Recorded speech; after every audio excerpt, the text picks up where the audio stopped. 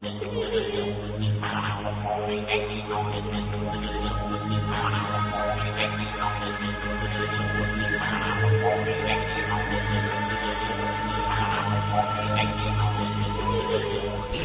I'm here with a very important guest that I've based a lot of my research around for the last several years. This is a subject that is widely suppressed in the mainstream scholarship of shamanism and South American, Mesoamerican history in general. I personally feel that my guest today is a pioneer in this field of study. And I'm talking about Professor Neil Whitehead, who is Professor of Anthropology at the University of Wisconsin-Madison. Whitehead graduated from Oxford University in 1984 with his PhD in anthropology. He's the author and editor of several books, including his latest, Hans Staden's True History, an account of cannibal captivity in Brazil, edited by him and Michael Harbsmeyer.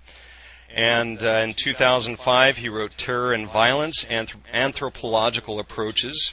In 2004, he wrote Violence, and one of my favorite books of his, and by the way, Neil, you are one of my all-time favorite authors.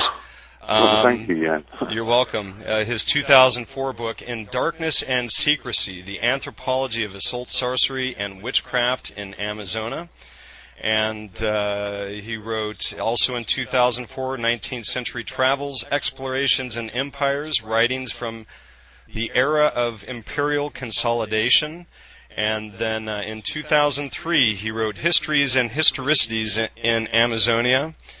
And probably one of his more famous works, at least to me anyway, and very important to my own studies, is his 2002 work, Dark Shamans, Kanaima and the Poetics of Violent Death. And his first book, it looks like, was in 2001, Beyond the Visible and the Material. Welcome aboard, Neil. How are you today? Very well, thank you very much. It's good to be with you, and thank you very much for those generous comments. There are a few more books before 2001, actually, but let's not bore your audience any further. I'm with that. In Darkness and Secrecy, you and Robin Wright wrote, quote, Shamanism is a burgeoning obsession for the middle classes around the globe. Its presentation in popular books, TV specials, and on the internet is dominated by the presumed psychic and physical benefits that shamanic techniques can bring. This heightened interest has required a persistent purification of the ritual practices of those who inspire the feverish quest for personal meaning and fulfillment. Ironically, as Fasto points out in his essay in this volume, In Darkness and Secrecy, given the self-improvement motivations that have brought so many into popular understanding of shamanism, two defining aspects of shamanism in Amazonia, blood, i.e. violence, and tobacco, have simply been erased from such representations. Such erasure is not only a vain self-deception, but more important, it is a recapitulation of colonial ways of knowing through both the denial of radical cultural difference and refusal to think through its consequences. Absolutely. And I think. But I mean there, you know, the rhetoric is, you know, more directed to, you know, not anthropologists working in Amazonia so much as those who, you know, kind of pick up on the secondary literature. I mean, it's a, you know, statement about how, in popular terms, I think, much shamanism is understood. Now, certainly, you know, I think we are, you know, sort of pioneering this aspect of things. So I think that's the case, but as I, you know, have been stressing, I think the reason it hasn't been taken up is less to do, perhaps with, you know, a kind of willful sort of ignoring of realities than it is, you know, the fact that there's a pressing agenda in other senses. But more widely, and in a figure like Michael Harner, for example, most certainly, you know, academics have been no less responsible than anyone else, you know, for, you know, promoting this rather cheery image. So, it is, as I say, I think there's a number of reasons why this kind of topic doesn't get talked about as much as it might. But at the same time, I, absolutely stick by what we say in Darkness and Secrecy, in that I think, quite apart from whether people are prepared to engage this kind of material, it is certainly the case anyway that the whole sort of idea of shamanism has been terribly bloated and elaborated out of all proportion to any of the realities that we encounter as anthropologists anyway.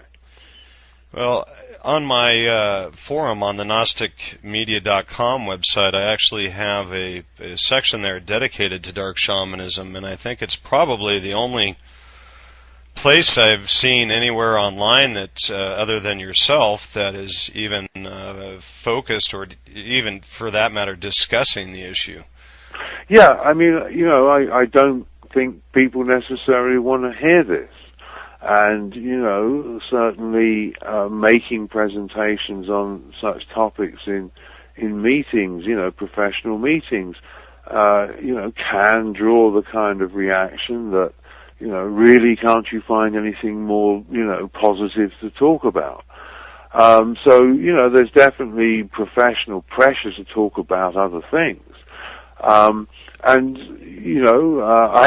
applaud you absolutely for very much being prepared to, think about this material, because it certainly poses a lot of problems.